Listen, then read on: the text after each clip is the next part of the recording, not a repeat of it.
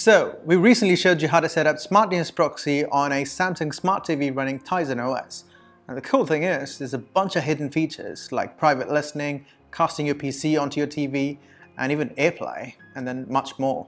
That's the whole point. These features are something that normal people wouldn't get to know. So we've figured out a bunch of them, and here are some of them.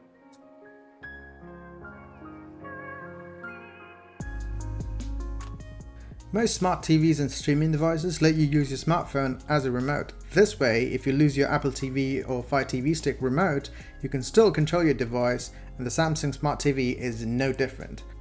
First up, you need to install the SmartThings app from the Play Store or even the App Store. I'll add these links in the description below, don't worry about that. Next, you need to log in with a Samsung account. Once you enter the app, you'll find your Samsung TV, and just make sure your TV and the phone are under the same Wi-Fi network. The app lets you adjust the volume, change the channels, navigate with the touchpad, and even turn the TV off.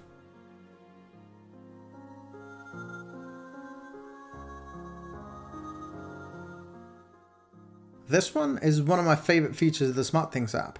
Most Android TVs let you connect Bluetooth earphones to your TV, but Samsung Smart TV lets you go a step further by allowing you to route your audio of the TV through your smartphone. This way you can even connect your wired earphones. Simply plug in a pair of headphones on your smartphone and turn on this feature from the SmartThings app. Myself into a pickle! What are you just staring at me for, bro? I turned myself into a pickle, Morty. And? What more do you want tacked onto this?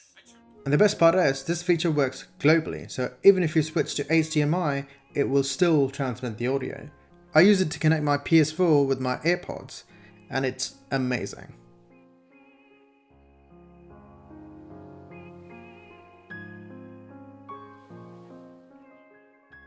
The SmartThings app allows you to turn off your TV, but you can't turn it back on after turning it off. To fix this, you need to enable the power on with mobile in the network settings. It's like Wake on LAN, but with the SmartThings app. Simply go to Settings,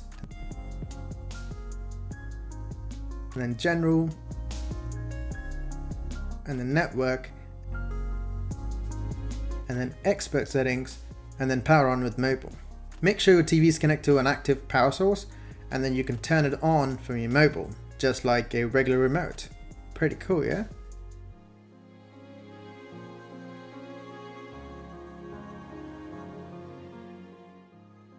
Changing the DNS server on your smart TV can help you unblock geo-restricted websites, achieve higher browsing speeds, and etc.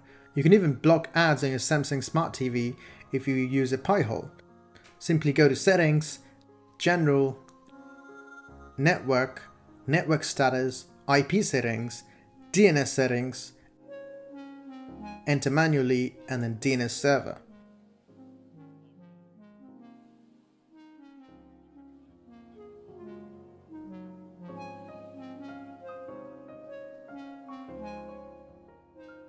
Typing on TV using the remote is a terrible experience.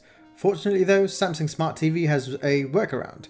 When you want to type something using the virtual keyboard using the remote, it automatically gives you the option to select the next probable letter. For instance, it suggested .com once I was done typing the domain name in the URL box. Smart and intuitive, I love it.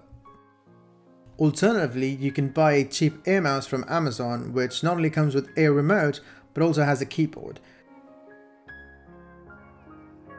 We tried it with the Samsung Smart TV running the latest Tizen OS, and it works really fine. If you're keen on that, check out the full video, click on the YouTube cards.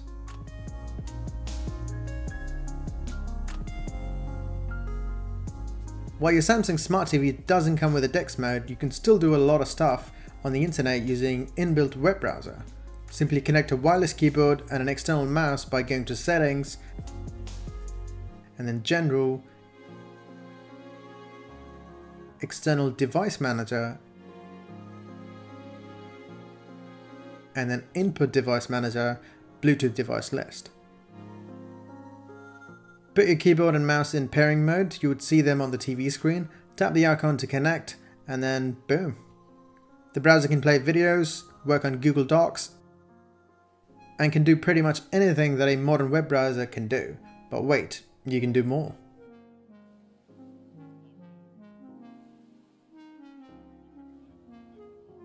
Samsung smart TVs come equipped with the Miracast, which allows you to mirror or even extend the Windows display. If your computer has Miracast, connect it with the same Wi-Fi network as the TV, and then press Windows plus P, and then connect it to a wireless display, then click on the Samsung Smart TV on the list. You would get a notification on the TV to allow connection. Press yes to begin the connection. If you can't find the TV on your computer, you can try restarting both devices. Check if both devices are on the same network, or even use an HDMI cable to create a wired connection.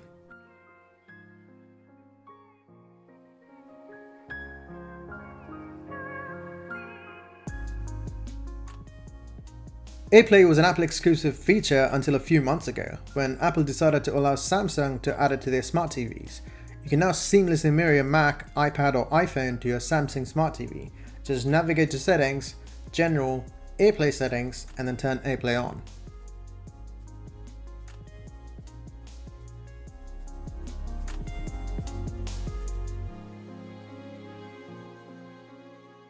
There are a few ways to mirror your smartphone screen to a TV, but the Samsung SmartThings app makes it a one-touch solution. When connected to the TV, go to the SmartThings app and then tap on the TV, reveal the options by tapping 3 vertical dots, and then select Smart View. Alternatively, you can watch OTA channels on your smartphone with the SmartThings app if you have an antenna plugged in the back of your TV. Pretty neat.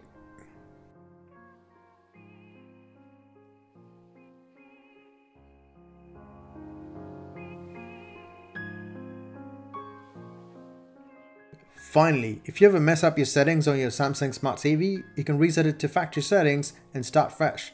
Unlike other settings, this one is buried deep inside so that you won't accidentally use it. To reset your TV, go to Settings, Support, Self-Diagnosis, and then Reset. Well, that's pretty much it. Hope this video helped you make the most out of your Samsung Smart TV. Let me know your favorite feature or something that you caught on but we missed in the comment section below.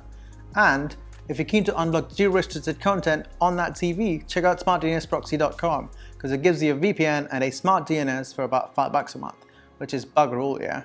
As always, I'm Vamsy, thanks for watching, and if you're new here, subscribe because there's a lot of dope content that you can watch. Bye for now.